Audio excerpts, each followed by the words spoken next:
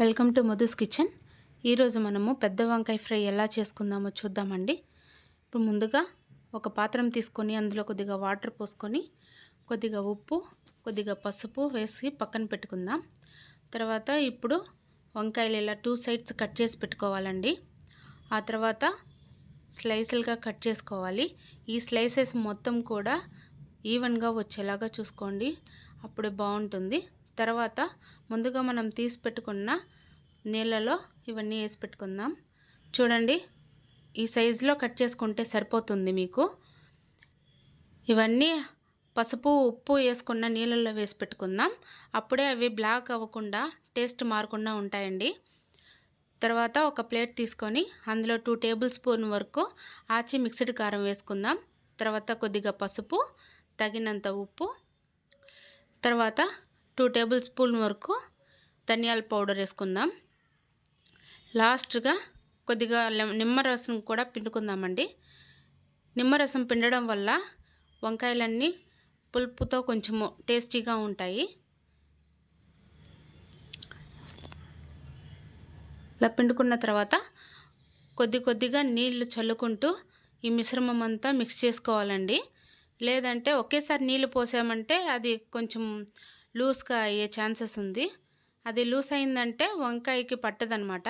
అందుకోసమని ఇప్పుడు ఈ మాదిరిగా వస్తే సరిపోతుందండి ఈ కారం. తర్వాత వంకాయ ముక్కలన్నిటికీ ఇలా ఒక్కొక్కటిగా తీసుకునేసి ఇలా స్ప్రెడ్ చేసుకోవాలండి. ఇలాగే అన్ని వంకాయ ముక్కలకు కూడా ఇలాగే స్ప్రెడ్ చేసుకోవాలండి. ఇలా స్ప్రెడ్ చేసి పెట్టుకొని మనం అన్నీ ఇలా పక్కన పెట్టుకుందాం. చూడండి, ఈ విధంగా స్ప్రెడ్ చేసి పెట్టుకోవాలి. తర్వాత స్టవ్ వెలిగించి ప్యాన్ పెట్టుకొని అందులో నేను వచ్చేసి నువ్వుల నూనె వేసుకున్నానండి. నువ్వుల నూనె వేస్తే ఫ్రైకి బాగుంటుందండి. తర్వాత ఇలా స్ప్రెడ్ చేసి పెట్టి తర్వాత ఆయిల్ హీట్ అయిన తర్వాత ఒక్కొక్కటిగా ఇలా జాగ్రత్తగా వేసుకోండి.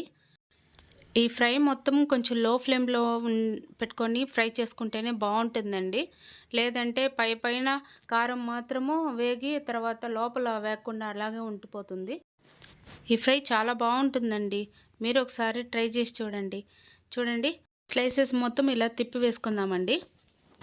5 మినిట్స్కి ఒకసారి ఇలా తిప్పుకుంటూ మనం ఫ్రై చేసుకోవాలండి, లేదంటే మాడిపోతాయి. చూడండి, బాగా ఫ్రై అయ్యాయి కదా. అంతేనండి, చాలా సింపుల్ అంటే సింపుల్. ఇప్పుడు మనము వేరే ప్లేట్లో తీసుకుందామండి. అంతేనండి, వంకాయ ఫ్రై రెడీ. మీరు కూడా ట్రై చేసి చూడండి. నా వీడియో నచ్చినట్లయితే లైక్ చేయండి, షేర్ చేయండి, సబ్స్క్రైబ్ చేసుకోండి. Thank you.